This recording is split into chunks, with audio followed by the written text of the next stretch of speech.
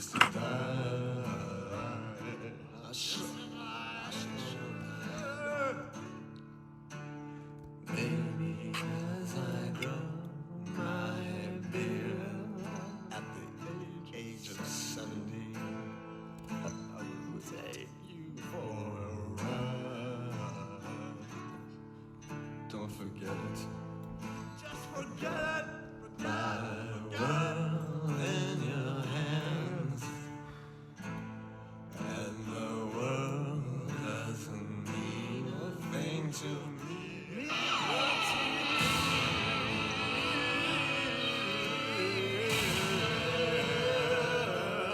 Not to me.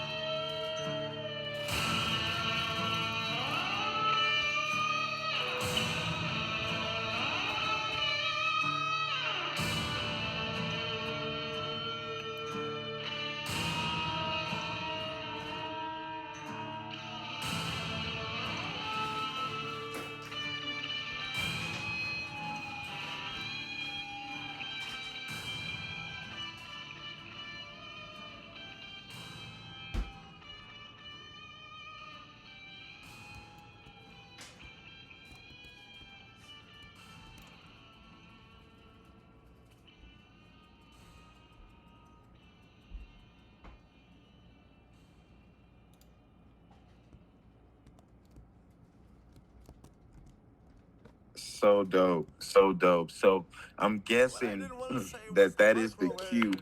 from the homeboy alley. So I do want to let everybody know this is a special episode of Shooting the Shh. You know what I'm saying? And I am the homeboy Kaveli the Punisher White. Um, Behind the camera, I got my homeboy Alter Alley. Doesn't say much, but he's manning it, holding it down. And it looks like our homeboy Naked Nuts is in the building. So we always glad to have a fellow dragon in the building. But I just want to bring in our guest for today. I know her as Kim. You know what I mean? So I just wanted to come in and introduce herself. And Kim, could you come in and just and say your full name for the people? Because I'm pretty good at names, but I don't want to butcher your last name. So I want to start this thing off horrible. So can you come in and just kind of introduce yourself for us? Sure. My name is Kim Seltzer. And we are so happy to have you today, Kim. And so how's it going for you? You having a wonderful day today? I did. I had a great day, and I'm super excited to be here. Well, we are super excited to have you. So, first and foremost, I want to let everybody know that all of the art that you see around this spatial room was done by Kim. I mean, she is an incredible artist, and I think that most of it was basically oil based, but I saw some pencils. Some pencil and paper. I think when I was going through your stuff, Kim, is that kind of how you do your art, or Yeah, I do these very complicated oil paintings, but I do a lot of sketches, drawings, and sketches to prepare for them. And most of the drawings are from notebooks, a lot of them. But yeah, it, you know, if you see an oil painting, so Kevin Altered Alley took a lot of stuff off of my Instagram, and I tend to put a lot of sketches up there that I did in preparation for. So usually you're familiar with the final, kind of complicated oil paintings, and you see the sketches, you can kind of tell what goes together. Yeah, and so that I was kind of seeing, Kim, like I see your sketches. Like if you go back in your Instagram, you can kind of see your sketches, and then you see them come to light. Pretty much when they're done, or when you're done with the final. So is that what how your process kind of goes? You just kind of like start off sketching, and then you just pick your favorite piece and decide to bring it to the oil. Yeah, basically, and then also I have years and years of notebooks. I do a lot of my thinking in notebooks, and then I'll sometimes I'll go back years and I'll find a sketch and I'll turn it into an oil painting. And but like for instance, that big also on my Instagram, I'll put up images of paintings in the process way before they're ever done. So like that big painting on the wall with the skull, that was the beginning of a final oil painting that looks much different now. So yeah, I use sketches from my notebooks to start paintings, and then I do some drawings that are just standalone. Yeah, I totally get it, because I'm a hip hop artist, and so when I write my lyrics down, I have them in my head one way, but sometimes I get to the studio and then I record them, and they come out a whole different way. So as far as that whole artistry thing, like I totally get that transformation in the process, and I love that process. Do you enjoy that also, Kim? Yeah, I love that process. I love really thinking out things before I even start. I put a lot of work into the preparatory sketches because when you're doing oil paintings, they're pretty time consuming. So you really have to prepare a lot before you start. Usually, I've done so many drawings for the piece that I never draw on the canvas. I just immediately start working it out in paint Wow. So because how long? I've got it memorized. Kind of by the time I get started, I've like consolidated the image in my mind before I even start, so I can just start working it out. If that makes any sense. Yeah, that makes all the sense in the world. I wanted to ask you because you said it could be really time consuming. So, how long would a painting normally take you? Well, so I do like two large paintings a year, and I do maybe six small ones in a year. So all in all, probably about 8 to 10. It takes me a year to do. Wow. I really understand that now because your art, it says something, and it really speaks to the people. And so I can tell that, you really put a lot of time and thought into what you're doing as far as the symbols that you use and all of that sort. So how did you like well, first and foremost, do you have like a favorite theme that you normally like to go after, or a favorite time period in which you choose to express yourself through your artistry? Yeah, I suppose so. I mean, I'm very interested in history and mythology, so all of my work is since really back in the San Francisco days. It follows a theme. I'm trying to figure out something in my mind about the world and our place in history. So my themes are consistent. I would say I've been following the same threads the entire time. That is so cool. And so like it seems like your artistry is really connected to you, and I know that right now you're based in Arkansas, but you spent time as a youth in northern Italy. Is that true? Yeah, I'm an army brat, and when I was a teenager, we moved to northern Italy, and the art there is amazing. And that's when I decided I was going to be a painter because I spent all my time looking in northern Italy, and they're amazing, and um, that's that. So I guess you could say I'm desperately trying to that good. I'll never be that good, but it's always. I had this experience of I would go and see the same paintings over and over again, and they were like like living beings to me, and I nothing in the world ever affected me as much like music or movies or popular culture. Nothing affected me as much as Northern Renaissance painting. Wow, really cool. And like, let me just tell you, I mean, you are that good. I mean, you have your own style, even though, it is, um, similar or to the look that you were going after. And like Northern Italy, it totally explains it. Is that, did you pick up like, is that where you picked up like your love for the symbolisms and things like that also, or did that come later on in life? Well, I probably came from there because those paintings are all about symbolism. Because in the old days, people didn't have movies, they didn't have photographs, and they didn't read either because they didn't know how to read. And they got, a painting for them was like going to a movie or reading a book.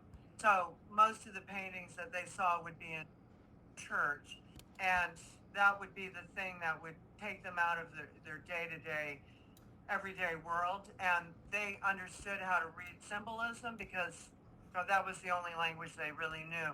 So I would say most definitely. I think that I was so young, and I spent all of my time in churches and Italian museums, especially in Venice.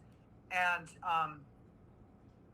I guess, because I was so young, I understood it intuitively instead of intellectually.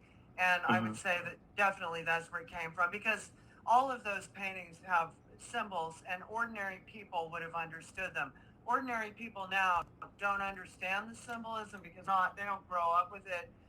They're not used to it, but ordinary people in those days would have understood it. That is so true. Like it's so cool of you to bring that up, because there are so many ways to communicate, and graphics would definitely be one of them. It's been around for such a long time, and back in those days, you may want to have a beautiful picture, and you also may want to portray a message, maybe to your people or maybe to people coming in the future generations. So I love that. I love that about you, and I love that about your art. Oh, thank you very much. Yeah, I think, yeah, it's really, that's, I guess that, if I had been in the States, I probably, maybe it would have been movies or music, but since I was there, it was, you know, No, no, and I totally get it. No, like even in the states, like like art museums and things of that nature. They're very important. So I mean, this is a great episode to have you in because like it's just like we have to, as a people, start, I guess, getting out of the television, because it's really started consuming our lives, and we have to think more intellectually, and I think that's how we'll get a better future going on. I mean, how about yourself? Do you get into a lot of TV, or are you more of a thinker and a creator? you know what, I don't watch TV anymore. I used to like to watch TV, but I was always really disciplined about it. Actually, when I was a teenager and I lived in Italy, I didn't watch any TV because um, didn't have it.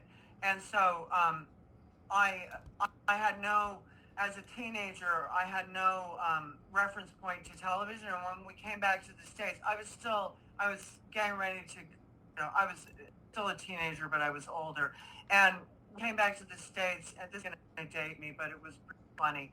So my dad is from Brooklyn. So whenever we were traveling, we'd always go to Brooklyn first, then we'd go to Boonville, Arkansas. Anyway, we come back to States and we're in Brooklyn, and I'm walking down the street and I see a bunch of t-shirts on a rack, and I stop to look at them, and it had remember Dynamite? You remember Yeah, that? What was his name? J.J. Evans.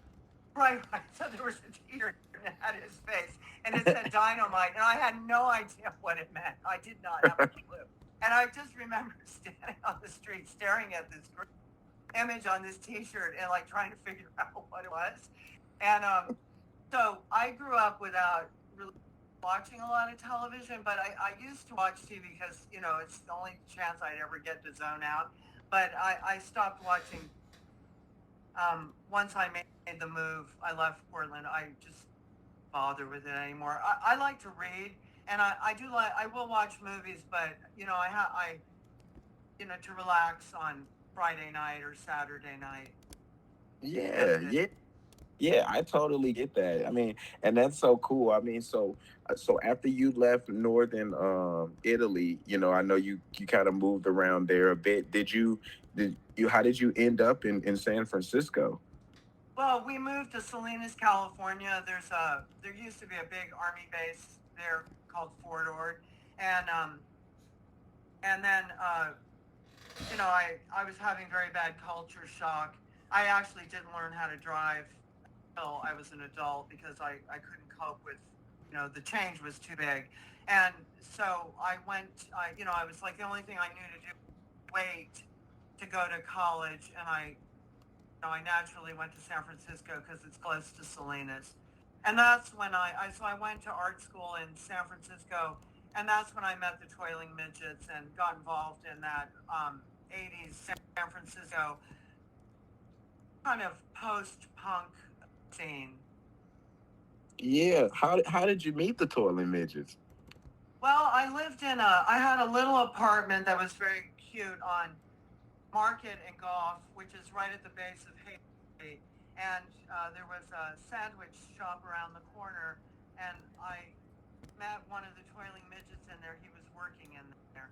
And he ended up being my boyfriend. And that's how I met them.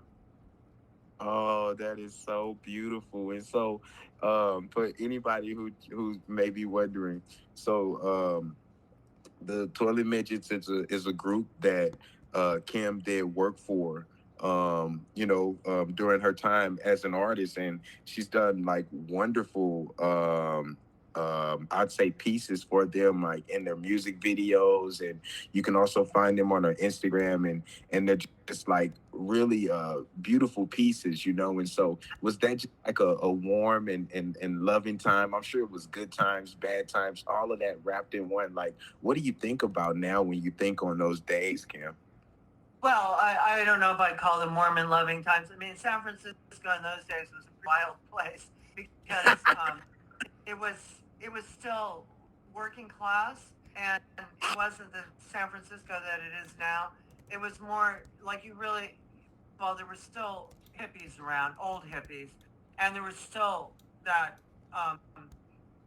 you know, the beats from San Francisco. So you still, and I met a lot of very well known uh, people from those eras. So it was a very interesting time. We're kind of running wild, but you could do that then. It was kind of safe to run wild, and that was the experience of, you know, being an artist and being young in San Francisco, and it was great. I mean, I had some great experiences. I have great memories from it. So, was the marijuana involved, Kim? Back Oh, not I never liked marijuana. okay, so did you was like, so it was just like, just hanging out, just doing music and things of that nature. Well, I mean, a lot of people smoked marijuana. I didn't. I've never liked it, but you know, we definitely drugs. I'm not going to lie about that. But um, we do you know anything about San Francisco from the 80s? Well, I tell you what, Kim, you can enlighten us all here. You know what I'm saying? I was born in '86. Oh And well, so oh no. The answer is no. I'm a student of history. So if you could break it down to me and let me know, what were you all doing in those days? Well, like I said, San Francisco was so it was analog for sure, and there were a lot of great. they called them. There were a lot of great bands like Flipper, Negative Trend, The Sleepers. Um, Mark Pauline was, when you watch that the robot program, I forget what it's called, where they battle robots. Do you know what I'm talking about? What's that I'm called? sure he does. What's it called? I'm not Anybody? sure, but I'm sure somebody. Oh, I'm well, sure somebody. Knows. it doesn't matter. So there was a famous, I guess you'd call him an artist. His name was Mark Pauline, and he made robots, and he had robot fights, and it was a wild time. I mean, a lot of well-known people were there. I had a lot of people collected my work and bought my work, and there were a lot of like I said, there were still a lot of old hippies around that had these crazy parties. We were all young, and we were kind of like descended from punk, but we were a different iteration, more American, more based in like metal, and our style was more American, like James Dean. That was kind of our hero, and people lived in old lofts and buildings that were unsafe, and there was none of the high tech companies were there at the time. U.S. Steel still had a plant in South of Market, and uh, it was great. I can hear your passion, like when you're talking about it. And somebody said the name of the show is called Battle Bots. Oh yeah, so Mark Pauline, he did these. I guess you call them performance pieces, where in the middle of the night in South of Market, he would have people would assemble, and he would do his robot fights, and that BattleBots show's got to be taken what he used to do. That is And so cool. yeah, it was wild. People would gather to watch him. He actually ended up. He would put explosives in them, and they would blow up. And he actually ended up blowing up his hand. Oh my God. Yeah, and they put his big toe on his hand. You're right. It was some wild things going on in San Francisco, kid. Yeah, but he had to lie about it because that's against the law. So they made up some kind of cover story. Oh my goodness. And you were around for all of that. Yeah, lots Oh of my fun. oh my goodness. I know you just sit around and tell people the stories that you've seen, and I know they just can't No, believe it. I So don't. I don't actually. Nobody ever asks. I mean, some people ask that, no, but mainly I never bring it up. I don't want people to. I'm ancient. well, hey, we would never judge you, Kim, just so you know. We would never judge you. That's okay. I feel like I'm a person outside of time, so it doesn't bother me. But no, I mean, people that know, might ask, but most people don't think about. They don't. They're just absorbed in their current time. They think their current time is the most interesting and radical time. They have no idea how it really isn't, because we were free to do whatever we wanted in those days. People aren't free anymore. Wow. Naked Nuts is saying Mark Pauline and the Running Machine back in 1992. Does that ring a bell, Kim? Yes, it does. Yeah, Mark Pauline, right? Off the chain.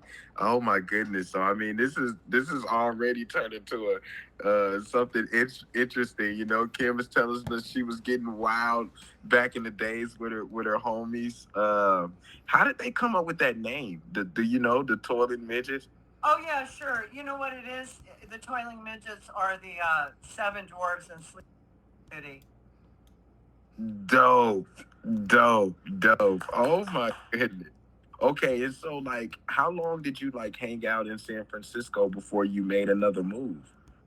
I lived in San Francisco for 8 years, and then I left to go to New York. And I went to New York, and then I was in New York in the East Village, when the East Village was really amazing.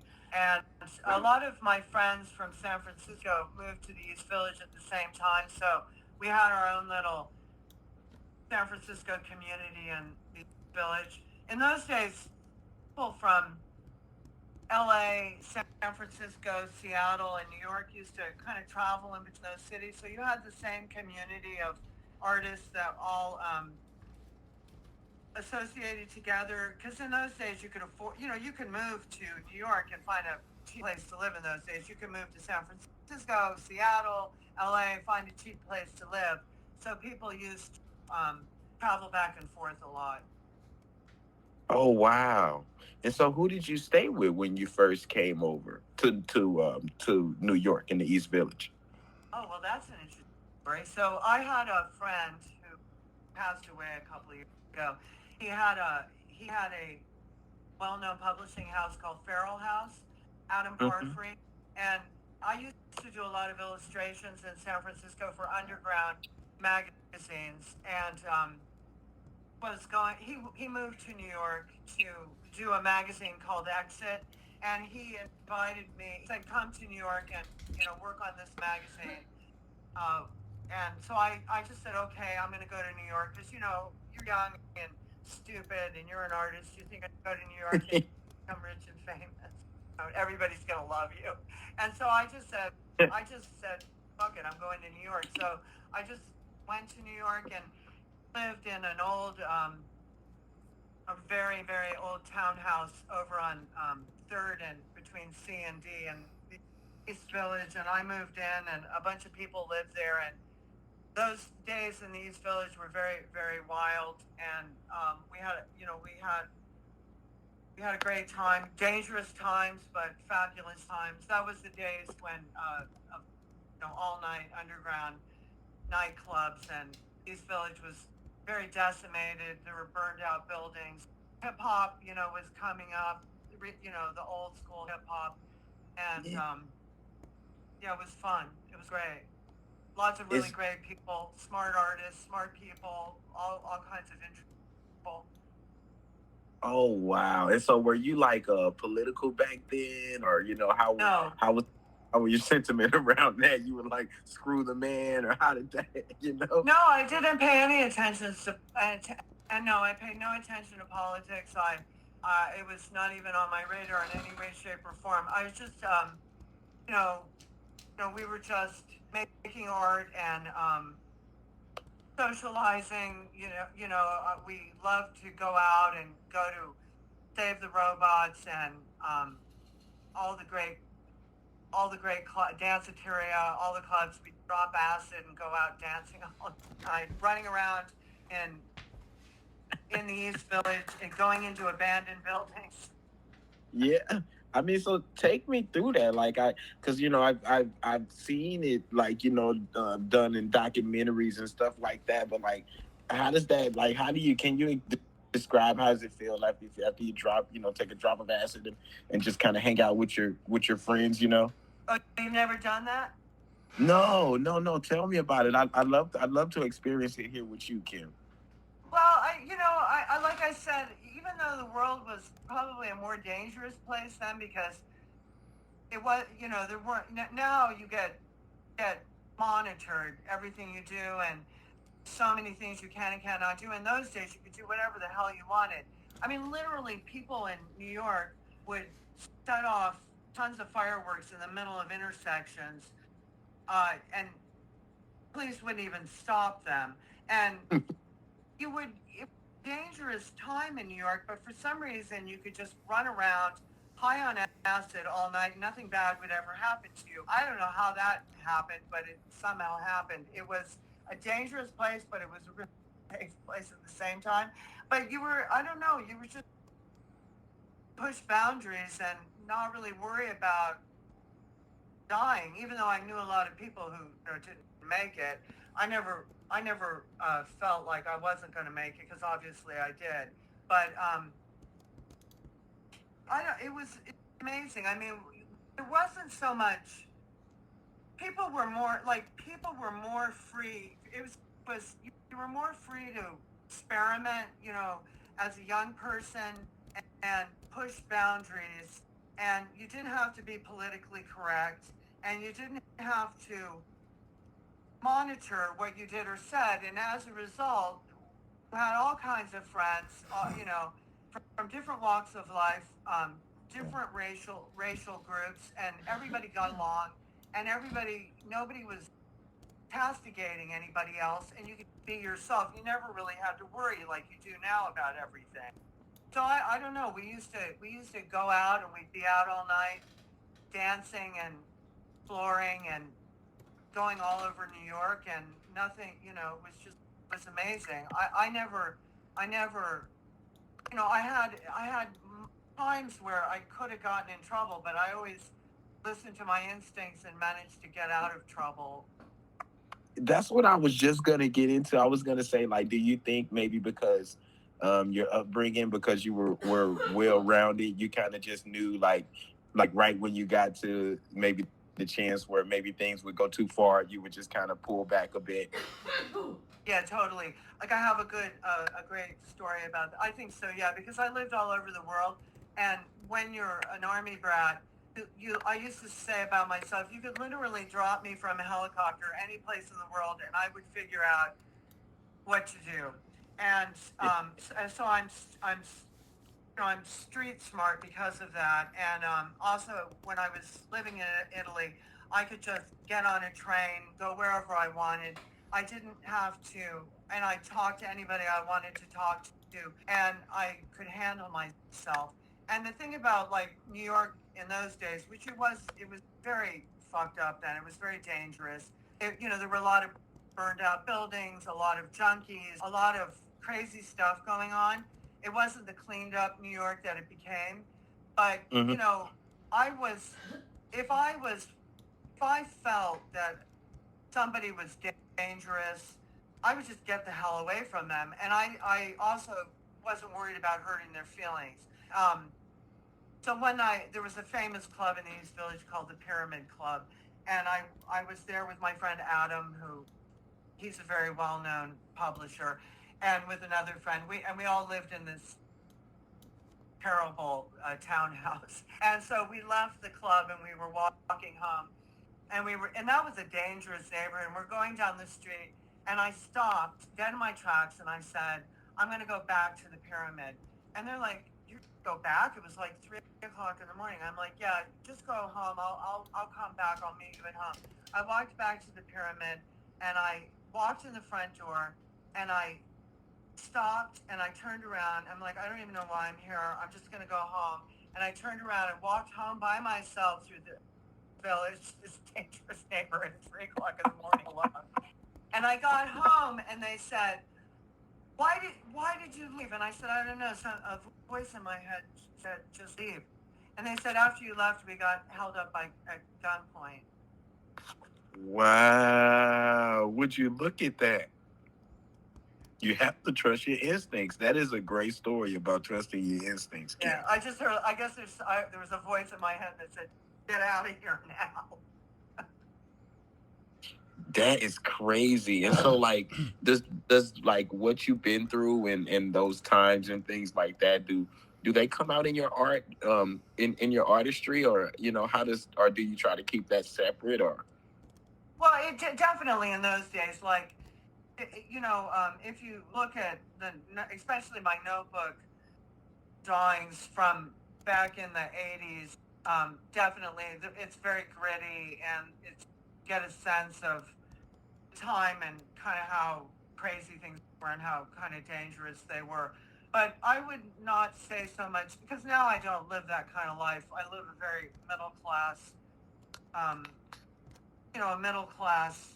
Uh, what kind? I like to live Serene. a middle class life now. And now I would say my work is more about what's going on in my mind, which is about world and where we're at. But definitely my notebook stuff from those days definitely does. Yeah, I can see it, and that's another thing that I love about art. It just, it's like no matter what, like it's gonna come out. What you're going through in your expressions. Naked Nuts, he does AI generated art, but Okay. for Uh-huh.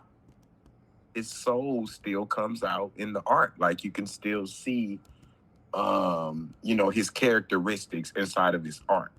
And so I thought that Okay. was similar to you also, Kim. Yeah, definitely. I think that when you're an artist, it's people say, oh, they'll say about my art, oh, it's really personal. I don't really see it because I feel like I'm trying to go beyond the personal. But when you're an artist and you're making art, definitely what you're going through in life is going to come out. Yeah, for sure, for sure. So, like, do you have a special affinity for Elizabeth Taylor? I saw a couple of pictures of her on your Instagram. Is that someone you admire? Or? Yeah, I love, especially when I was young. I love Elizabeth Taylor. When I was young, in New York, I was married to a Welshman, and his name was Kim actually, and I felt like we were very much like Richard Burton and Elizabeth, because he was blonde and I have dark hair, and I like glamour, and we were kind of glamorous, and they had a very stormy relationship and had a very glamorous lifestyle. So we kind of felt like we were Burton and Elizabeth. He That's was so Welsh. cool He was Welsh, and she. because I love Michael Jackson, and I know Michael Jackson loved Elizabeth Taylor. So it's And just she a loved him. She loved yeah. him. They were very close. Yeah, so I mean, it's just another facet that's wonderful. How we're all connected through art again. I love those kind of connections. Yeah, totally. She was, she. Yeah, I like that kind of old school glamour, but she was very wild, and she led a very wild life. So I like that. I like that combination of where you're leading an edgy lifestyle, but you're not trashy. You're still classy. You're still Heck yeah, glamorous. and I mean, and that's kind of how I try to live my life. I want to be well presentable and handsome and looking well to do, but I also don't want to be considered as a prude. You know what I mean? Like I want Exactly. to have fun. Right. Exactly. Yeah. And when you meet people that are artists and in a really extreme lifestyle, especially now, they some of them you tell that they have a lot of problems, and they're presenting to the world like they're you know kind of gross and a mess. I don't I don't like that image. I don't like people to have that image of artists that they're trashy, low class people. Yeah, yeah, for sure. It's just like it's like if you come out, like sometimes I may come on Twitter and I may have something that's not nice to say, and everybody will or maybe start reaching out to me asking is something wrong with me, and it doesn't mean something is wrong with me, just because I'm tapping on a different vibration today. Do you get where I'm coming from, Kim? Yeah, I do. I do. Yeah. Wow, wow, wow. Do you ever go through that or witness that? Um, how do you mean with Like people that so don't know me? exactly. Like so yeah, with people just kind of getting a different kind of misrepresentation from you, maybe even through your art. Oh yeah, totally, all the time. And I have to constantly um, kind of school them on it, because I think people don't really understand, especially painting anymore, and they have a lot of not ideas about what artists are, that because I don't understand, and I'm constantly explaining it to them, because I don't want to be seen as they think artists are space cases, or they're um, undisciplined, or they're living their whole being an artist is just about a lifestyle. So I don't like having to do it, but I do it because I want people to understand. So I have to go through that all the time. Well, one thing I get from people is they'll ask me what I do, and I'll say I'm a painter, and they'll say either they'll say that they're some woman in their life, their mother, their daughter, their sister, a child is an artist. Like I'm gonna care, like I don't give a shit. Great. So it's like, so what are you comparing me to? Like your mother that's a painter, your child that likes to draw. I mean, it's not Yo, the you same. I don't say, just because Kim, you gotta it's. tell them the next time they come to you, I say, do. yo, I do tell it's them. levels to this shit. You know what I'm saying? Yeah, it's not the same. It's not like it just because I'm a female and I make pictures doesn't mean that I'm a crafty person. I'm not a crafty person. I'm a serious person. I heard that. I heard that. Hey, we always gotta set our boundaries and fight, and fight for what we believe in, and unfortunately, you got these people who just like to put people into these certain boxes as if we can't do a lot of things. So, I salute you. I And appreciate that. I just realized my friend Chris just joined us. He's an engineer and he just got a job at um oh the famous place. Oh, he just disappeared. Where did he go? The guy that was sitting there in red. He just got a great job at that place in Tennessee, Oaks. Nobody knows what I'm talking about. Where they do nuclear stuff. is it What? is he 3D printed atomics? Is that him? Yes, yes, yes, Yeah, yeah. He says Oak Ridge National yes. Lab, and he's He just thanks. got. That's a fantastic job. He just right there, Oak Ridge National Lab. Yo, so congratulations, family. Like, you know what I'm saying, and more peace and vibes to you. Thanks for coming to hang out with us. Kim has been wonderful today. She's been kind of taking us through her journey. She was a, I don't know if you know, she was an army brat and stuff like that. So she took us through northern Italy, and then we kind of rolled through to the East Village in New York, and she lived a pretty wild life. So it's been really fun talking to you thus far, Kim. Are you having a good time? Yeah, I am. I didn't know what to expect, but I definitely am. Great. I'm Well, I'm very excited about gallery. I didn't give in any direction, and I love what he did, and I think he really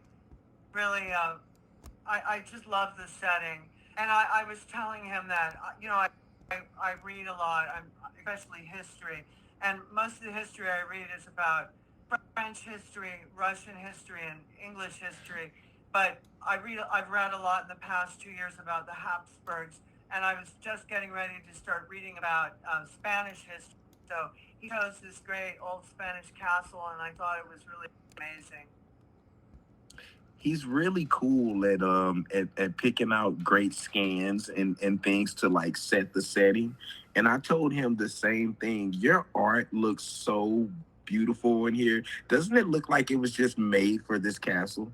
Yeah, it really does. It really does. Like I want to live there.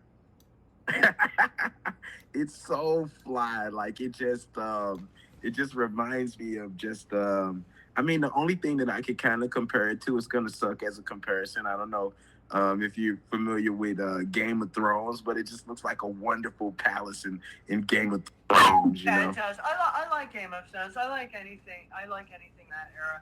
I think they did a good job with that. Yeah, it does look like it.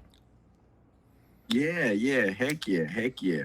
And so like with that being said though, because like I love your paintings, especially depicted in that time. And I know that certain things mean different things to people. And so I'd like to kind of pick your brain on the symbolism. So I would like to ask you, like, what does the owl mean to you? Because I've saw that in some of your paintings, and so like when you're is there a special affinity that you have for the owl as far as its symbolism and what it does as far as it, because it can turn its head anyway and see a lot of things. It can see at night. You know what I'm saying? It's a Yeah. wonderful creature per se. How do you what does the owl mean to you?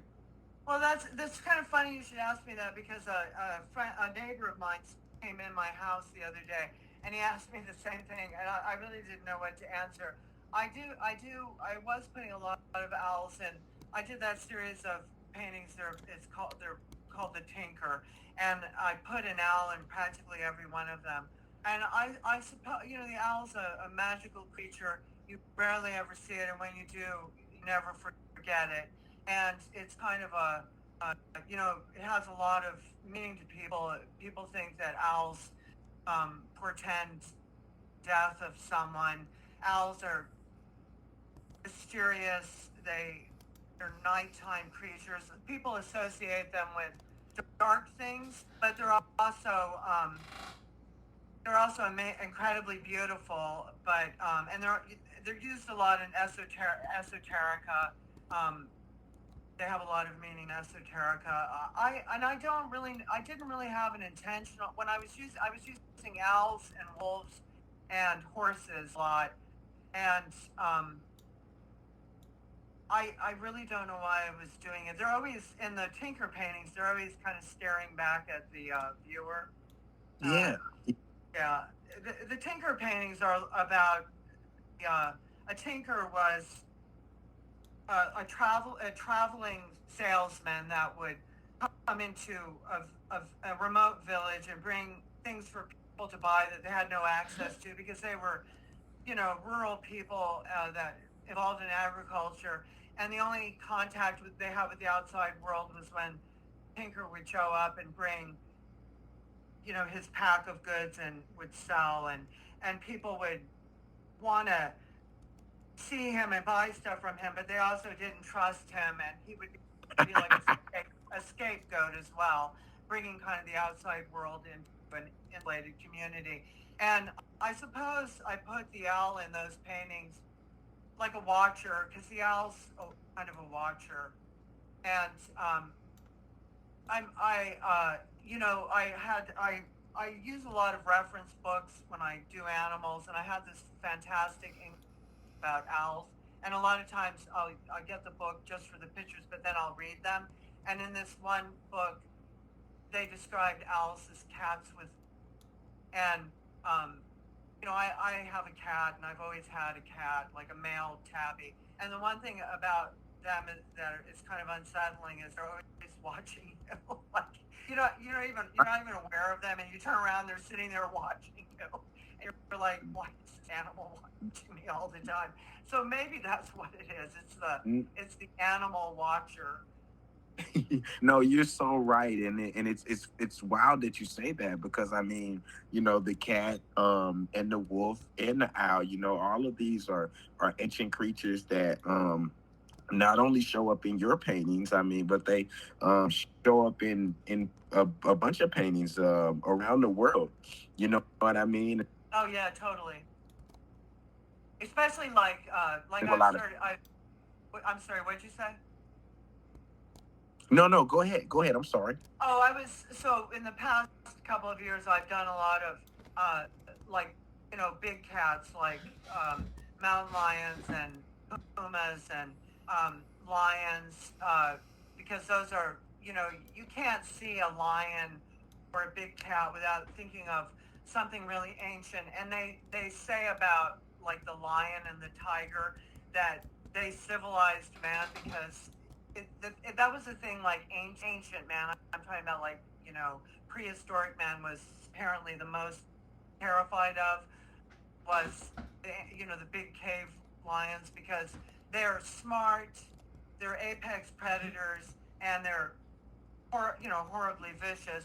So to they drove man to become intelligent because the only way they were going to survive. So I see those ancient big cats as civilizers of man.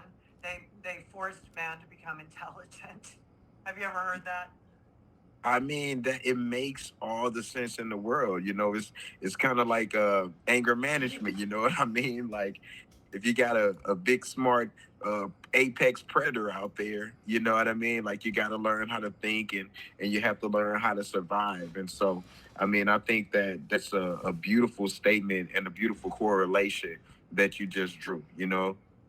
Yeah, totally. And then, uh, absolutely. And I think that's kind of interesting because, the modern house cat is really just a small version of that we have as a presence to remind us to remind us Absolutely. that they can kill us in a minute. But yeah. So and the wolf is the same. Wolf is the same. People were terrified of wolves, and now we romanticize them. But even my grandmother, who lived in rural Arkansas, told me a story about when she was young, a wolf being at the door, and the wolf is extinct in Arkansas now, but when she was young, there were still wolves here. And she told me a story about it and described it to me, and I could just imagine you're living out in the middle of nowhere and there's a wolf at the door, how terrifying that is. Yeah, that's pretty scary. I mean, even nowadays, with a shotgun on me or, whatever I need to handle it, I still feel a little faint of fear. So, back in those days, it definitely wasn't for the faint at heart, I would say. Yeah, totally. Yeah, absolutely. So, for a while, for a while everything I had some kind of animal in it, a snake, an owl, You're wolf. taking the like right out of my mouth. I was my very next question. I was gonna just wanted to speak with you about the snake because the snake is kind of like that. It gets a bad rap. You know what I mean? I think Christianity may have a lot to do with it. With the whole Eve thing. But I mean also the movies and stuff don't hurt its horrible reputation also, but you also there are positive things about the snake too, like rebirth and resurrection. How the snake can shed its skin and then be reborn another snake and things of that nature. So do you share that sentiment also? Oh yeah, that's a good point. I didn't I haven't thought about I actually haven't thought about that, but that's a good point. I when I was young, I had a lot of encounters with snakes, and one of the one that kind of stuck with me my whole life is when I was very young. We lived in Thailand, and Mm. we had just moved there, and we were staying in a guest house, and it had a huge garden, and there was a creek or a waterway going through it, and I was playing in the garden with a boy, another American boy, and I saw a beautiful green thing in the creek, and I told him to go and get it for me. And he did, which I'll never forget it. And it was this giant snake. And the next thing I knew, all these people were standing around freaking out. It must have been some kind of dangerous snake. But that image stuck with me my whole life.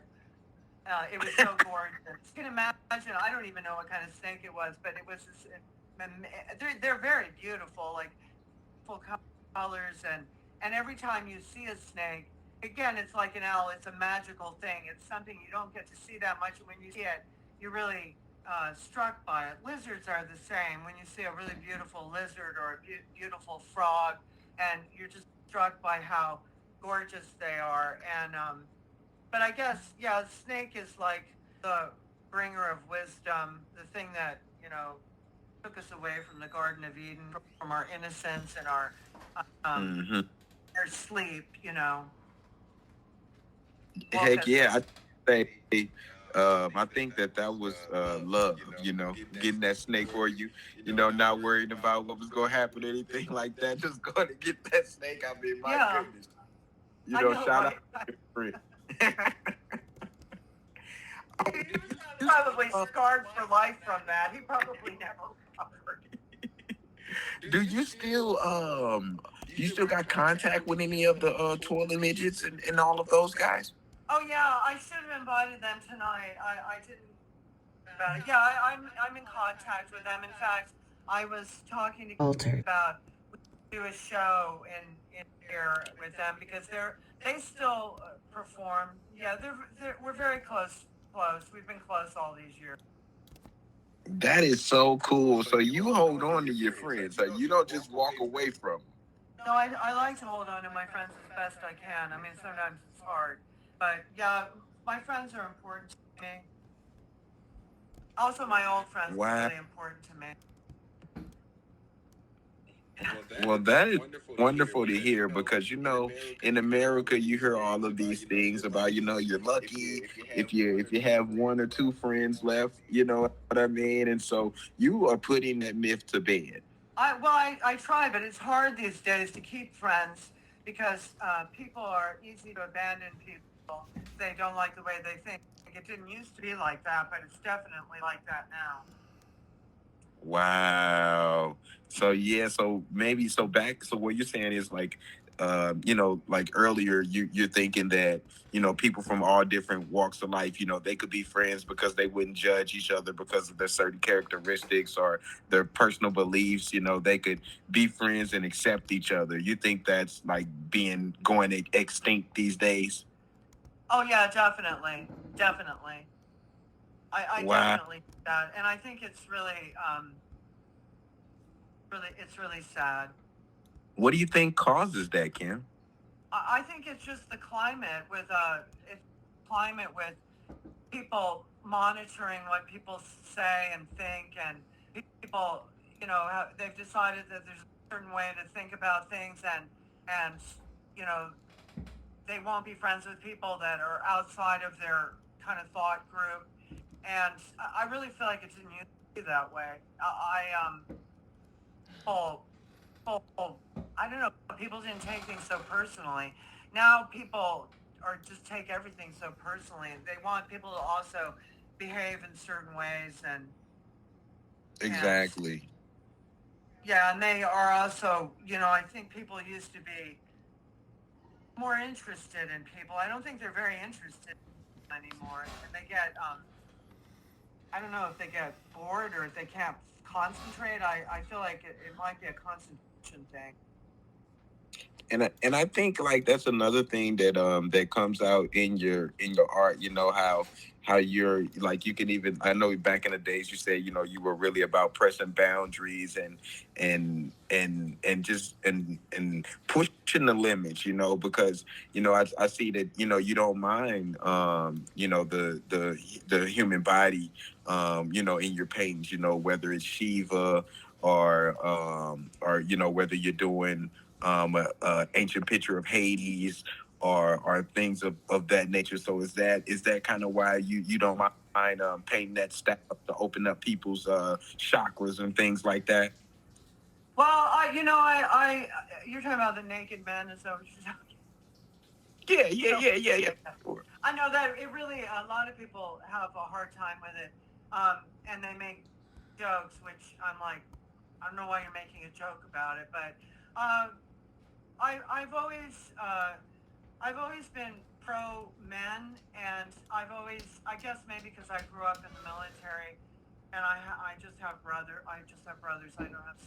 I always grew up in a really masculine environment because of growing up in the military, but and I've always been comfortable around men, and I like men, and I think that there's this idea that only the naked female body is beautiful, and naked females are beautiful, but naked men are beautiful and they're powerful, and part of that is their sexuality, and I have always NakedNutz, he approves. He's like cheering me on. And so I Yeah, I'm. Hey, you don't even know. Like, I'm getting ready to clip this part right here and like send it to every female I've ever came across. So please continue, Kim. Tell us about the man and his wonderful body. I like men. I like their power, and I like their sexuality, and I like men that are real men and that don't aren't ashamed of it. I like that energy. I'm comfortable with it. I think it's good, and it's pure. And I have always I've for a long time I've depicted naked men, and no, my life would have been easier if I hadn't done it. I just don't care. That's what I do, and I continue to do it. On this show that's coming up in 2 weeks, a lot of those paintings I can't have in this show because I can't put. I'm having. I'll have naked men, but there's not going to be any. But I will not ever stop doing those paintings because they mean a lot to me on many different levels, and um, I've explored the power of male sexuality throughout my entire career, and it's not I don't do it as a joke, and I don't do it to salacious, but I do feel that maybe I can open up people's eyes to um,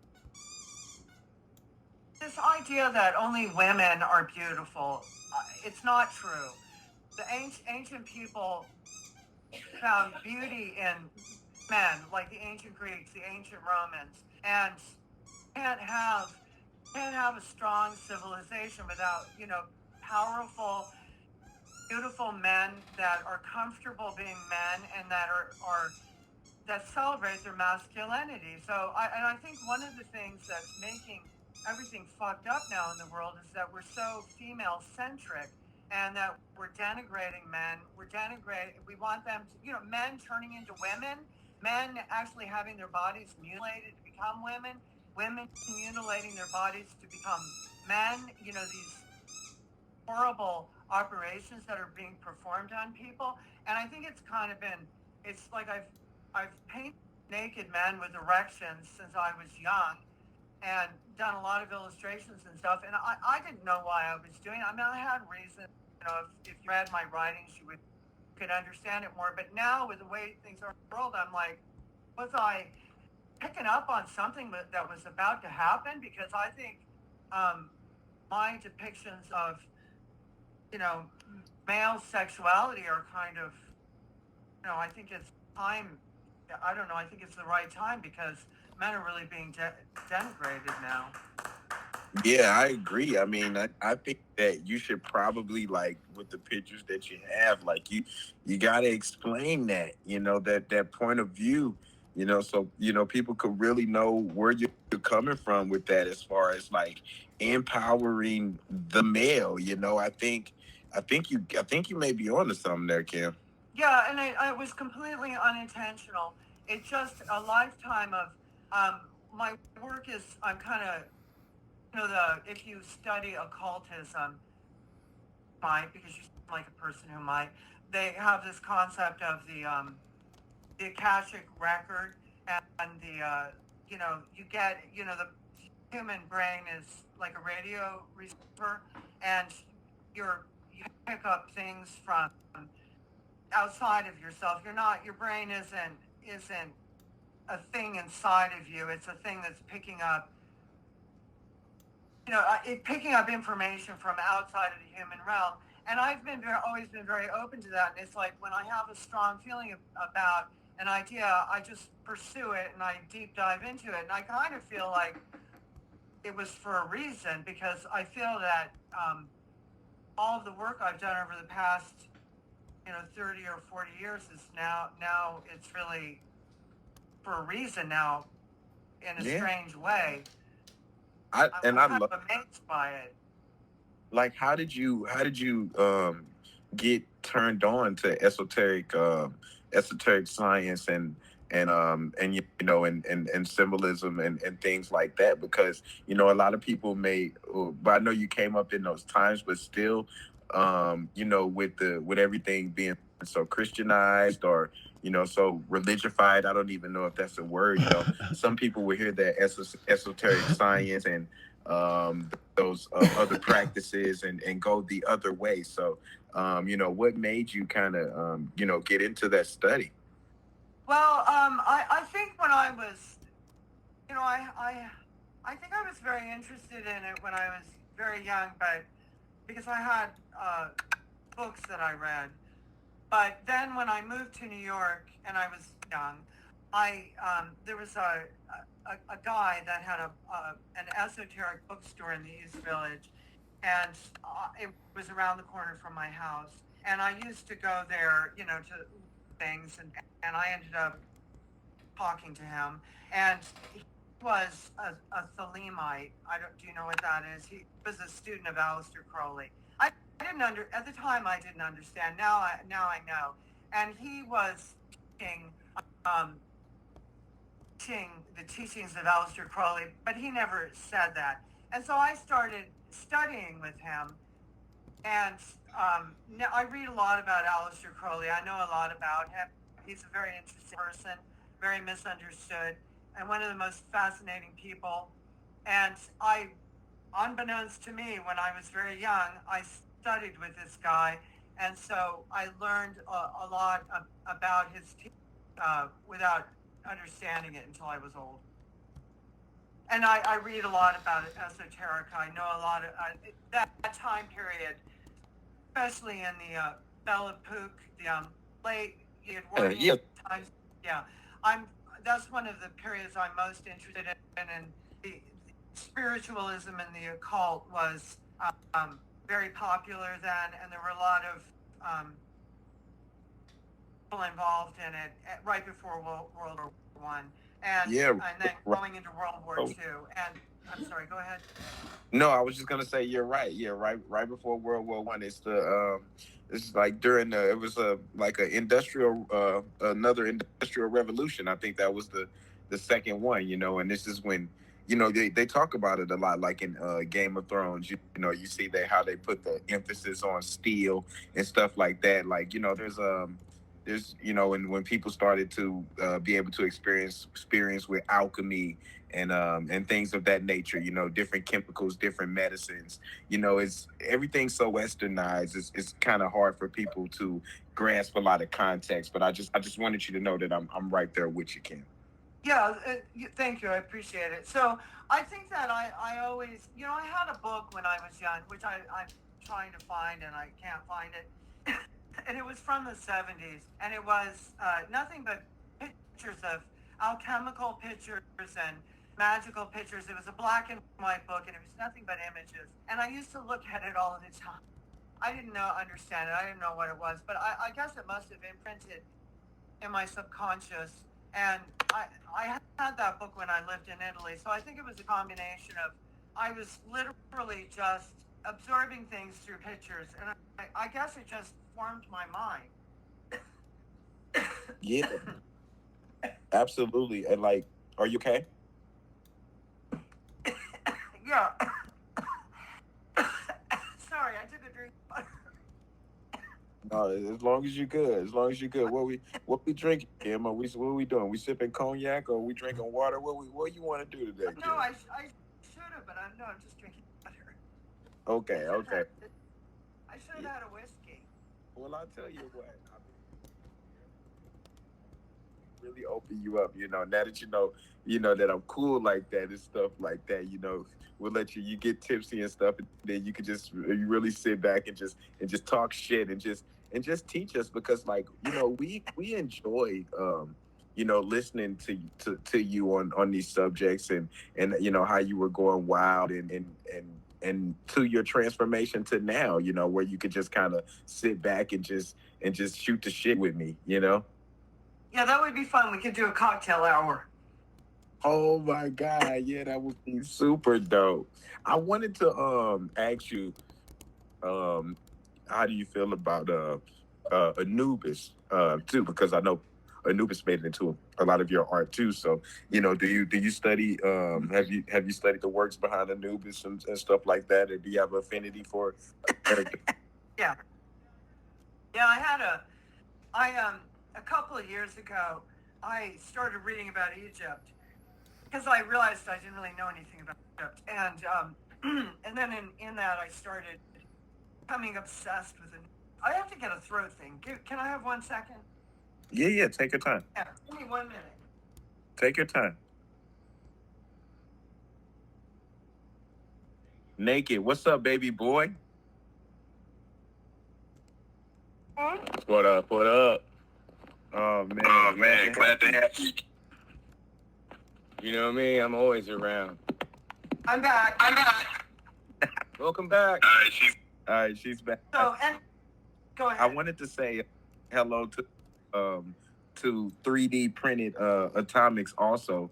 Thank you for coming and hanging out with me and Kim too.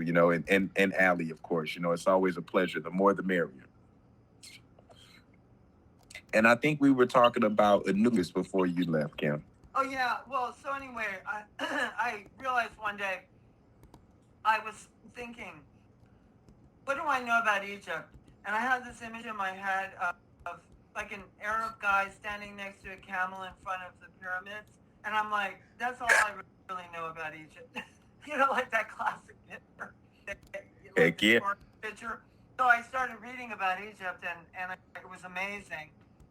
And then, because I'm interested in Aleister Crowley, was very involved in Egyptian He esoteric. loved Egypt. Yeah, Yeah, man. He visited pyramids. he actually spent a night in the Great Pyramid. Do you know that? Yep, yep. I didn't want to let the people know that, but yeah, he did. He spent the night in the pyramid. He sure Yeah, he did. did. And then he said that a light came up. But anyway, then I just became very interested in Anubis, guides the dead to the other world, which I'm sure you know that. Yeah, yeah, heck yeah. He's I guess the Greeks would I guess he would be the Greek version of Hades.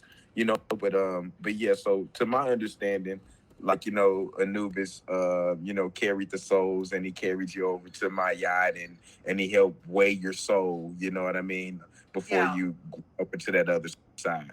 right. Yeah.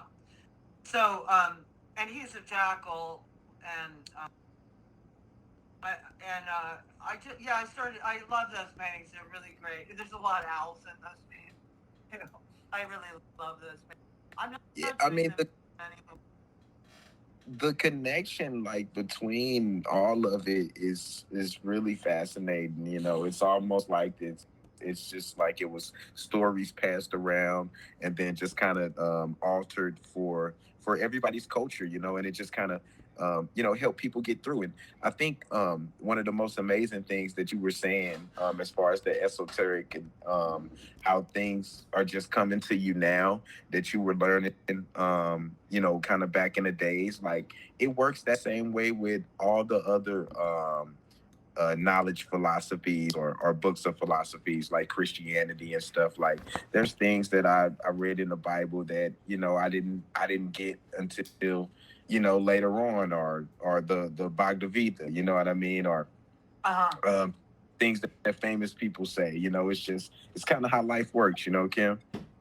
Yeah, you don't understand, especially when you're young, and it takes a long time to really understand. Yeah, life is all about experiences. I mean, so tell us about the show that you have coming up in a couple weeks, and how did you get involved with that? Well, oh yeah, I'm really excited. It's gonna be awesome. Well, this friend of mine who encouraged me, I got a grant to relocate here, and I was kind of desperate to get out of Portland. I really didn't know where I was going to go, and this friend of mine, who's George Petras, who's well known in the underground art world, he encouraged me to apply for this grant, and he said that he felt that Northwest Arkansas was going to be the next up and coming area for art, because the cities are dead, and people used to go to cities to become involved in art, and the cities are dead and dying, and people are leaving, and because of all of this, because we can do stuff like this, you're free to really go wherever you want. And he's like, you go there because um, that's going to be a good place for you in terms of your art. I couldn't get anywhere with my art in Portland. Nobody cared. Every time I was in a show, I had to go down to LA. And Mm. anyway, I came here, and I was walking down the street in Rogers, and my cousin. I have a lot of relatives here. My cousin is an artist, and she's very involved in the art world. And she had told me about Jim's gallery, and I was Oh, just walking down the street, and I walked past it, and I thought I should go in there and talk to him. But I'm like, I'm not really up to it. I don't feel like it. And I'm like, just go in there and talk to him for God's sake. So I walked in and I introduced myself to him and I sat down and started talking. And then he's like, let me see your work. And I showed him my work on my website and he really liked it. So he came out to see them in person and he really loved them. So he's like, well, let's do a show. So so what George told me about coming here it really happened because he's got a great galleryist. He has really good artists. He's got a lot of energy around him. So I won't show my work in cafes or you know places like that where people are doing other things. I only want my work to be in places where people go to actually work and buy it. And so it happened. So I'm really excited about it. I love Jim. I'm happy I met him. He's a really awesome person, and he's got a lot of I met Altered. him. He told me about Altered. ages ago, and I'm not really interested in virtual spaces, and I kind of poo-poo it. I'm very analog, even though I'm a graphic designer and I spend my whole life on computers. I never wanted too many virtual world. And he kept telling me, and I'm like, whatever, I don't care. I don't care. I'm not interested in that. And then I was going to Jim's gallery to go to an opening, and I went on the wrong night when Altered. showing the virtual gallery, and that's how I got involved with. Altered. So it's all been serendipitous. It's been great. And then he pulled this all together. I didn't give him any direction. He just did it on his own. He did a great job. Yeah, he's like that. Like you shouldn't give him any direction because like he won't listen. So yeah, you just kind of gotta let him fly. You know what I mean, Kim? Yeah, it's so amazing because if I had to give him direction, I wouldn't do it because I'm too tired. I don't want to do it. And so the fact that he just made it happen, I was like, this is awesome. And I didn't have to be involved. And then I can just see like what he created. And now I feel like, oh, okay, so I came from rural Arkansas. Well, this is really rural, but it's still a small town. And now I can do this and be a part of the larger world and the whole. This is the modern world right here. This is Yeah, what we're absolutely. all evolving to. Yeah, it's all about expressing yourself, and you just get to connect with more people.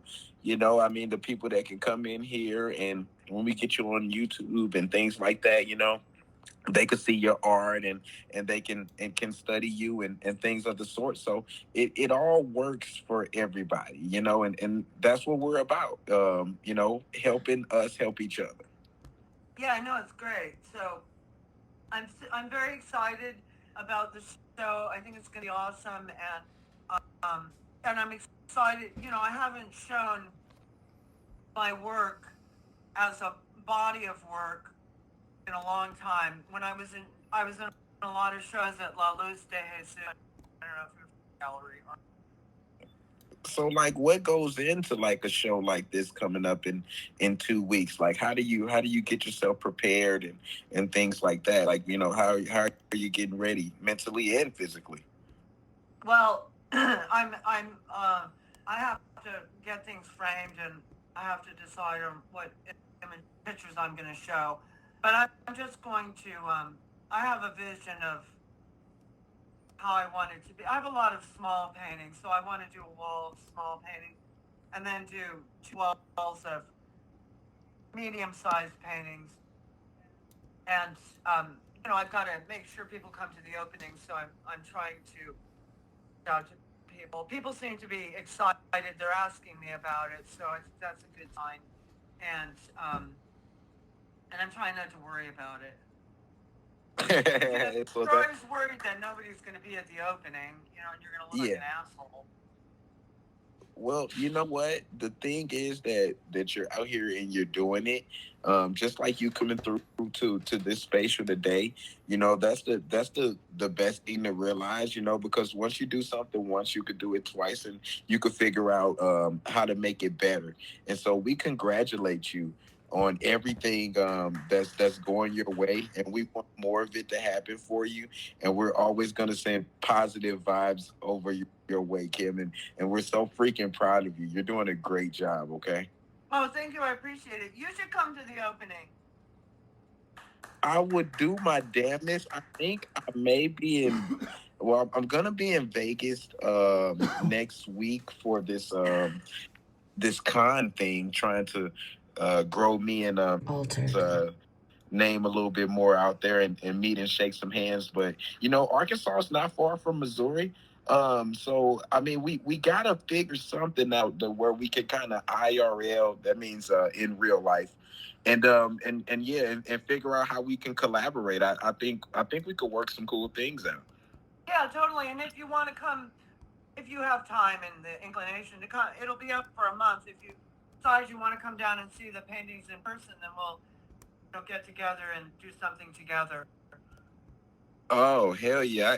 I gotta freaking try to make it that way now, since I got a invite, maybe to some coffee, maybe to a whiskey, Kim. However you feel.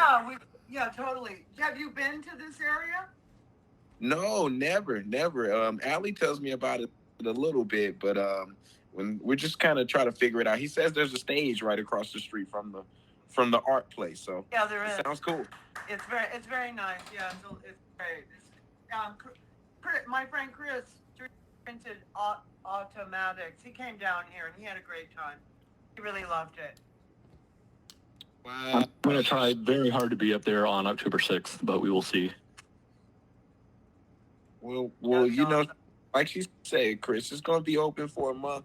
You know what I'm saying? So hey, man, if you could, I'll maybe try to let her know when I'm coming down. Hey, maybe we can have our own party if we don't get to make the opening. Oh, that's Yeah, great. totally. I didn't know it was going for a full month. That's awesome. Yeah, for a whole month. So, and there's some people that can't make it to the opening. So, um, I want, so we'll figure out. Yeah, I'm excited. Doing this interview is great, and um, definitely, part of getting ramped up for it, and you know, getting people excited about it. I think Yeah. people will be excited about it because it's not going to be like most art opening. I mean, it'll be like most art opening that you're standing around looking at. But I think my pictures are a little bit of a different experience for most people. Are they? Is there any chance that they'll get to see any of these paintings that we have inside of this castle on display there? Um, not any that I can see because I don't think not. I mean, from the view I'm at, I don't think any of those. Okay. Okay. It'll be because I'm not going to show like that Shiva painting behind that big barrel. I'm not going to show any of those because they have demons. And that's another thing that I was gonna get into with you, but we were kind of running low on time, like Shiva, and then the Crusades, and yeah, and all of those fun times. But hey, we'll have more times to chop it up and hang out. And just kind of kick it a little bit more. I just had such a great time with you. I think this was just such a. I had an anxiety attack yesterday. So I think this. Oh my God, I sure did. It's really stressful living life sometimes, and just trying to, like you said, trying to be the man of the house and trying to keep your family together. And so, hearing you praise the man, that was really music to my ears. I really needed to hear that, and so, you really did help me today, Kim. Oh, I'm really glad. Thank you. I appreciate it. Yeah, heck yeah. Like, my one of my favorite rappers is Jay-Z, and on his song he goes, I told my wife this spiritual shit really works. And so like you convinced me that you read my mind today, and it was so dope. You know what I'm saying? Oh, that's awesome. I'm glad. Heck yeah. And so we'll get this edited and we'll get it thrown up on YouTube. But with that being said, though, is there like anything else that you would like to say before we let you go? Oh, sure. I'm sorry, clearing my throat. That big painting behind you with the skull and the chalice, that's just in the sketch phase. The actual painting is going to be in the show, and it's great. It's really beautiful. It doesn't look anything like that anymore. So listen, you have to take a picture of it for us, maybe at the show, or maybe get Allie or Altered take a Alley. picture, and we can like put that painting up next to the newer version, and we can do a compare and contrast. It'd be really Oh cool. yeah, yeah, I'll do that. I'll give it to him so you can do that because that painting came out really great. It's really gorgeous. So, and then the big Santa Muerta painting that got stolen. Oh God, now I don't know. Did you look up in the ceiling and stuff? Because you he has the Tinker up there along Oh with the owl stuff like no, that. I Can you do. see all that? Oh, shall I? I'll move this. Oh, I didn't even know. Oh, I didn't see. Oh, there it is. Yeah, that's funny. I didn't move around. I was afraid to touch anything. Oh yeah, you can move around. It's all Oh yeah, good. yeah, I see that. That's great. Yeah, and I love that. That guy, the like a, a 17th century Frenchman. He's going to be in the show. Oh, there's the The, painting. He got it yeah, we he got he. on the wall over there. Finished piece right there. Oh yeah, Okay, right there. okay, That's all right. and I might. Now that you're looking around, you can see. But you know, one of my favorite pieces that you did, I may butcher this name, Angel Leak. Do you that? My God, that's a beautiful picture. Do you know what I'm talking about? Oh, where is that? That one's you spell it Angelique. That's on your website. But yeah, both Oh, even the that. You sketch. know what? That's a woman. It's a woman, right? Yeah. Yeah, yeah, Yeah. yeah, So yeah. I did. I totally forgot about those, and I have like a series of them. And yeah, Yeah. they're really lovely. I might put a couple of those. Thanks for reminding me. I might put a couple of those in the show. And then it was funny because I was looking for something the other day, a piece of fabric, and I opened up this bin and I pulled out these drawings that I did on muslin, and I put one up on Instagram, and Jim's like, I love these. And I'm like, really? And he's like, yeah. And he's like, they have to be in the show. And I'm like, I wasn't going to put this. I just came upon them by accident. So he's like, they have to be in the show. So I went to get them framed. So I'm going to put those in the show. But yeah, maybe I'll put one or two of those in. They're really sweet. I was doing them as I wanted to do cards of gothic cards for like teen girls, and I did those for that. They were more like illustrations, but they're full on. They're full on oil paintings, but they're small. They're very nice. Yeah, such a gorgeous painting, and it really stuck out to me because my fiance's name is Angel. So I'm scrolling through your pics. I see Angel Leak. You know what I mean? And yeah, and it just kind of just reached out to me. So yeah, I wanted to give you your props on that, and yeah, you're doing an amazing job. And I wanted to say, being a hip hop artist, I get see a lot of the creations that I create that I think are just, that are near and dear to me.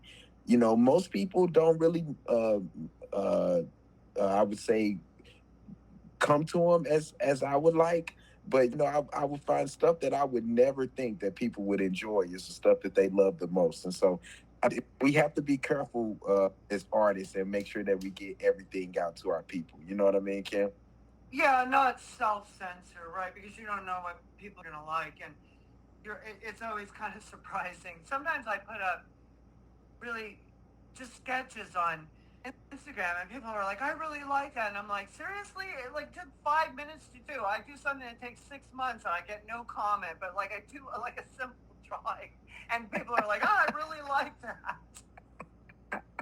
So you totally get me. Yeah. So get everything. So any variety that you got out, like I encourage you to put it out and get it out to the people and get pictures of everything and Instagram and stuff because you never know, and yeah, I'd love to see you at one of those fancy auctions and you get us all fancy bottles of wine and we're hanging at the MoMA and stuff like that. That'll be cool. Oh, that would be fabulous. So that's never going to happen, but you never know.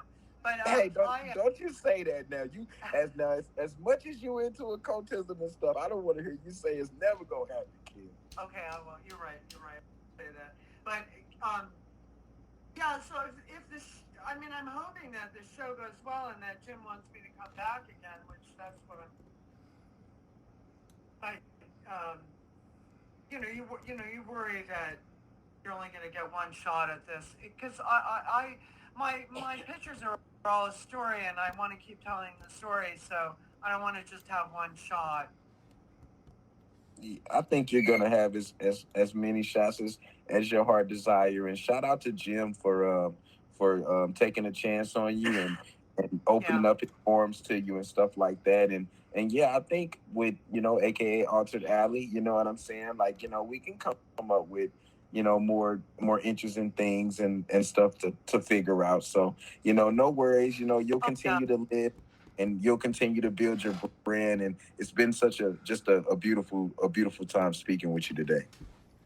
Yeah, I really enjoyed it, and I didn't know what to expect, but yeah, Altered. and I talked about doing other gallery like a punk because he loves the punk rock stuff, which is really awesome. But doing other little galleries and I mean I can see my whole thing is storytelling. So with this virtual world and these settings, it's amazing things you can do. So I'm glad that I didn't, I kept an open mind and if he hadn't just jumped in, God knows I might have not done it, but he made it happen. So I can see possibilities and I'm super excited. So I appreciate talking to you.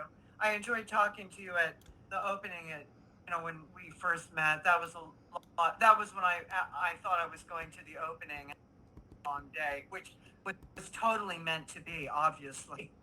If I had been there the night before, this never would have happened. You realize that, don't you? Yeah, I totally know it, and I know Alta's been aka Alta Alley. He's been working really hard to get this done behind the scene, even to get you in here today. But yeah, we were ready for you, and that's why I wanted to make sure that I let you know that I was well studied on you. You know what I'm saying? So we could make sure that we have a beautiful talk to push both of our cultures forward, Cam. And this was just so beautiful. Yeah, totally. It was wonderful, and I'm glad Chris came, and I'm glad NakedNutz is here. Yeah, he's by far got the coolest name on in the metaverse for sure. Awesome. So yeah, I hopefully we'll do it again some other time, and I really enjoyed it. I think it's amazing what you guys are doing. Yeah, absolutely, and good luck on your art show. You know what I'm saying? But hey, we'll be there because maybe Arts Alley could do some streaming or something like that, and we'll go from there. But yeah, thank you for your time. It's always a pleasure. Yeah, totally. Well, everybody have a great night. It's great meeting everyone. Later, Cam.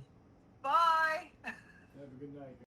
Another lesson learned under the arch. I'm sure they see much of the same in their city. They calling this shit the game. No fucking game. Insane lady, insane lady.